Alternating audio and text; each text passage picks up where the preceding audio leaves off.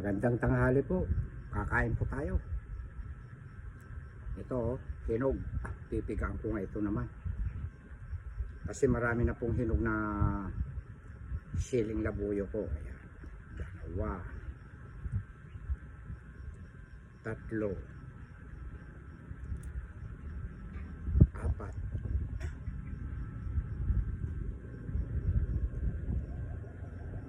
One po ito, inabraw. Marami pong sabaw. Wow.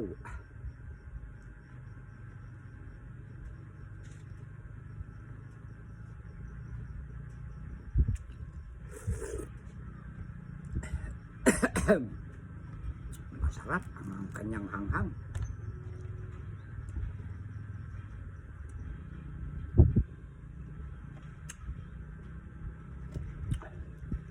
Yan. Walang kokontra sa ating kanin.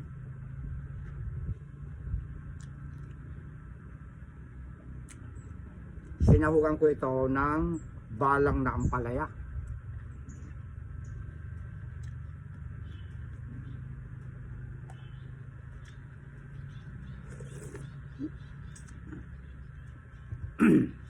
Kwanto ito, idol?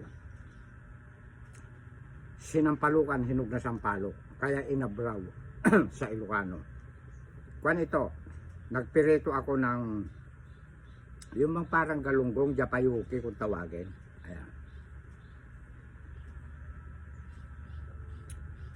Alam nyo mga idol ko, kapag kasi direct nagpipireto, konting mantika lang nilalagay ko. Eksakto maluto nga eh, wala nang mantika sa kawali.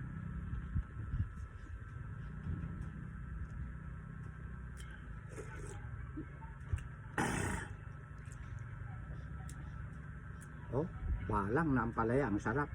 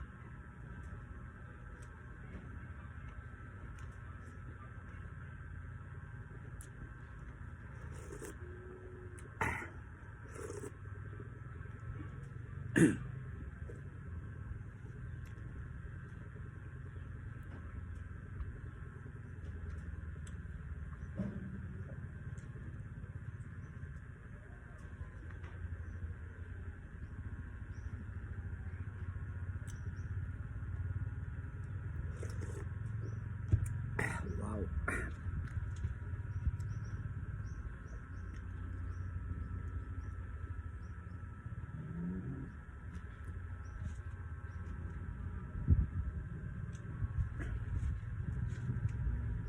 Pangalawang kain na yung mga pusa ko ngayon.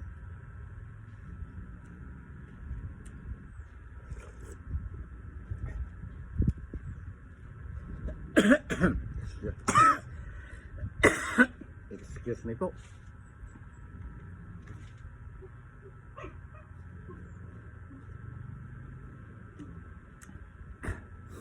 Alam niyo mga idol, yung mga tira ko minsan na hindi ko nauubos na malunggay, mga gulay. Hinihimay-himay ko yan, pinapakain ko sa mga aso ko. Kaya minsan dinadamihan ko na. Kasama na yan yung mga alaga ko. Pati pusa ko, gustong-gusto nila nito. Basta nag-aamoy isda.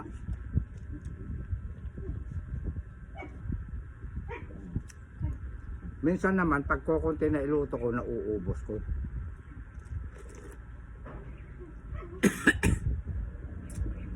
Oh, manghang. Excuse me po.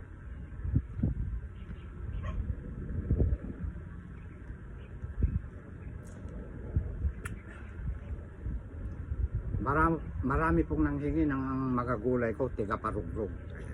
Mga followers ko, viewers ko, yung mga yun.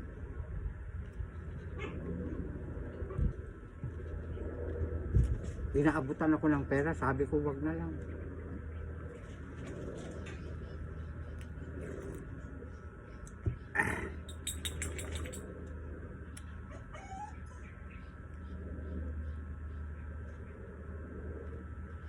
Total eh, sumasahod naman na si Direk.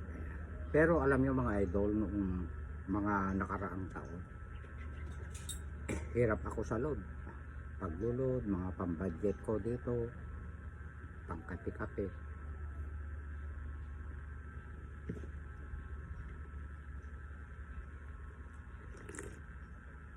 Shout out po kay Libetanario. Nung mga nakaraang taon po, pagka sila pumupunta dito, pilit akong inaabutan. Sobra-sobra ang inaabot nila sa akin. Tinatanggap ko rin dahil malaking bagay para sa akin. At yung mga iba naman talagang humihingi.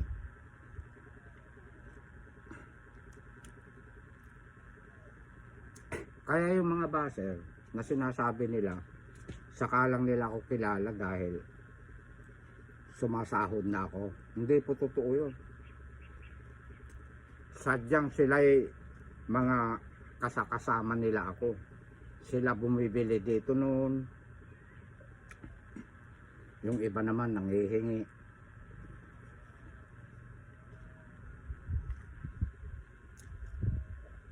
Bakit kaya mga baser may makita ka lang na makita lang sila nakapicturan mo na sinasabi ng kaya na ako nilalapitan, may sahod na ako. Hindi po lahat. Ayan. Ikukwento ko pero dumami po ang bumabati sa akin. Ayan. Na noong ako'y wala pang sahod, hindi nila ako binabati. Pero ngayon binabati nila ako. Ayan. Yun ang totoo na kwento. Pero yung mga kapicturan ko tulad ni Marvin Fernandez, pamangkin ko yun anak ng kapatid ko yun. Talagang sadyang binibigyan ako ng hito. Panuorin nyo yung mga content ko na matagal na. Binibigyan ako 2 hito malalaki, binibigyan niya ako ng manok. Binibigyan ko rin siya ng kanyang mga gulay na iuwi. Ganun lang po ang buhay, give and take. Hindi porket nakita nyo na kapicturan ko na kung may sweldo na si Direk, hindi po ganun, hindi po lahat. Ayan. Inaangat nyo nga ako.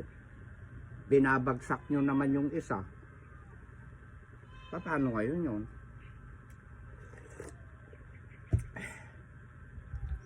Bago tayo mag-react, mag-comment ng hindi po maganda. Para sa akin yung concern kayo sa akin, yung isa naman masasaktan. Panuorin nyo yung mga matatagal ng videos ko. Ayan. Kung sino ang nakakakilala kay Marvin na pamangkin ko. Naka-vlog lahat yan. Yung mga ipinapahingi niya sa aking manok, native, at saka hito na malalaki. Labong pa. Nagbibigay pa ng labong.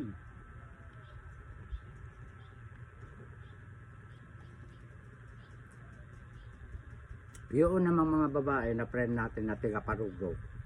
Matagal na rin silang mga friend ko. Meron din silang mga videos na bumibili sila sa akin noon ng mga gabi, sako-sako. Na gabi. Pagkatapos nakita na naman natin nakapicturan ko, lumalapit na sila dahil may sweldo na ako. Hindi po ganun sila.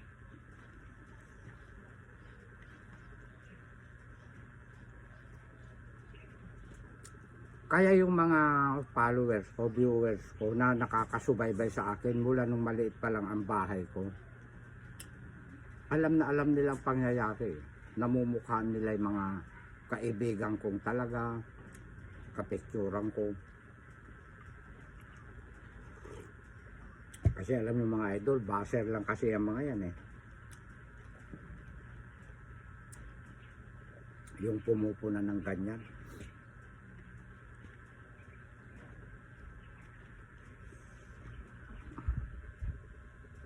Pero huwag tayong magagalit mga idol sa mga baser. Kasi Sila po ang nagpapasikat sa atin.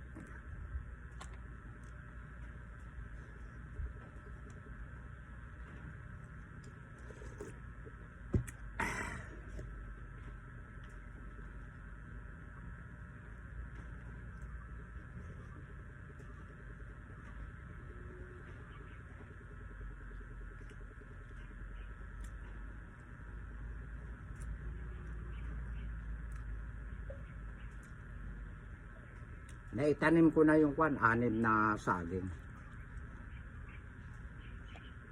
Kung walang ulan, baka magbubutas pa ako ng 6 doon sa Kawirong. Nakatanim po doon sa gilid po ng aking pispan.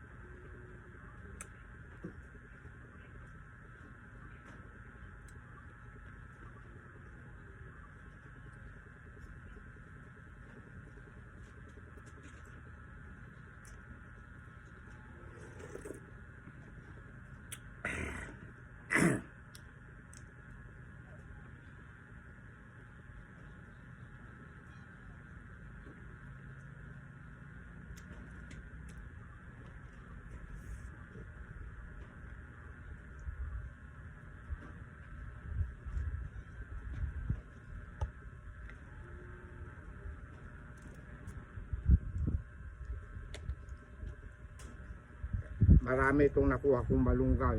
Sinadya ko para ipapaulam ko sa mga aso ko, pusa ko, yung iba mamaya.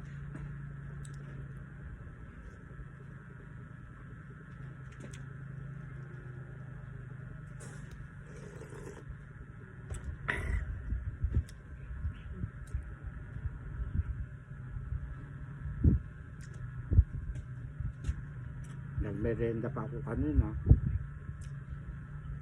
Tinapay. Tsaka nagkape ako.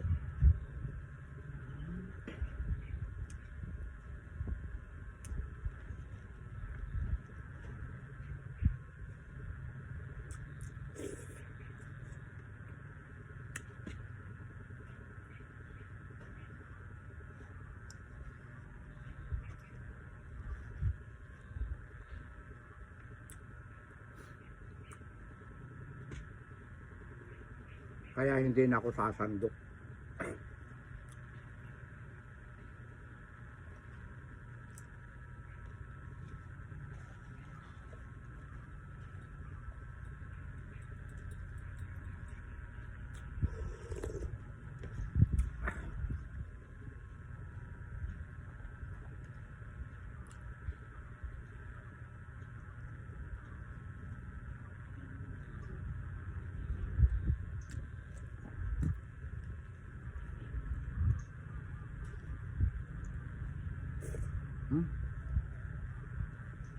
Ito, sampalok yan. Sa Ilocano, inabraw.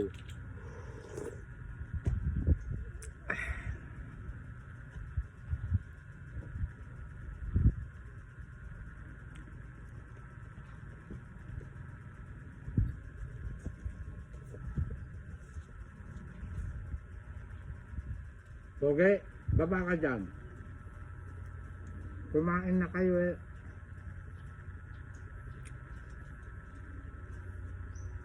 Marami akong isinain. Pakakainin ko nga ulit sila.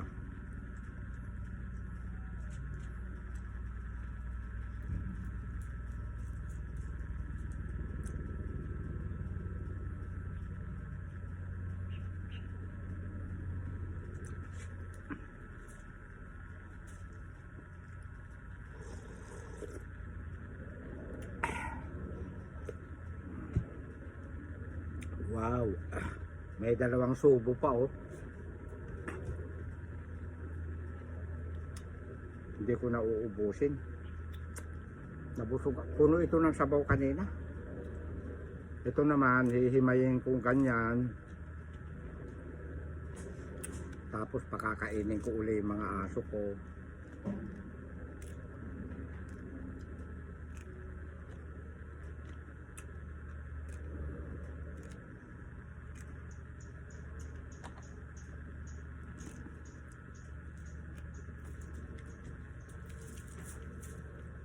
May mga baser, hindi ko raw inuubos. Aba, at ko pipiliting uubusin kung gusto kong ipakain sa aking mga alaga. Manood na lang kayo. Ayan.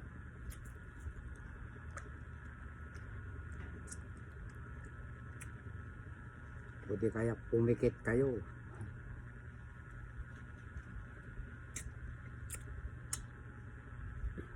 Sarap. Sarap ng hinog na sampalok.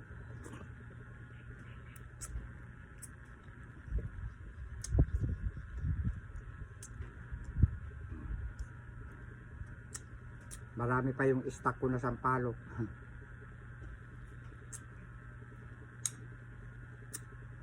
Tapos may bunga na naman yung sampalok ko, maliliit.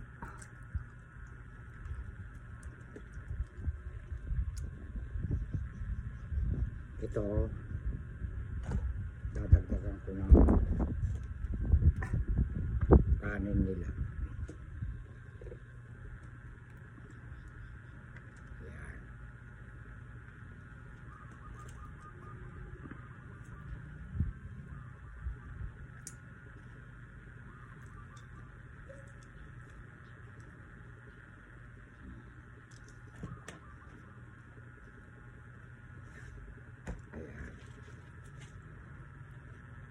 Gustong gusto rin nila yung mga aso ko ng kwan, malunggay.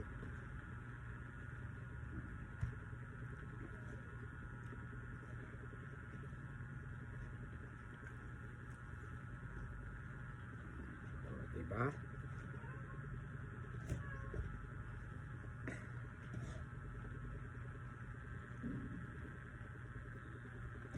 Uubusin nila ito, hati-hati silang tatlo. Pangalawang kain na nila ito. Tapos mamaya bago ako uuwi, pakainin ko na naman sila. Marami akong magsain. At hanggang dito na lang mga idol ko sa mukbang ni Direk at saka mga kwento niya. Meron po kasing nagre-request kapag raw nagmumukbang ako, magkukwento raw ako. Ayan. Maraming salamat sa request mo, idol. Eto, nagkwento ako. Ayan. At wag sana po kayong magsasawa sa panunood po ni Direk. Ayan. Yung po mga nagmamahal sa akin, followers, viewers, wag po tayong masyadong ma-high blood sa mga baser. Kasama yan sa social media, sa pagsikat ni Direk. Baba, ikat mo na, Direk.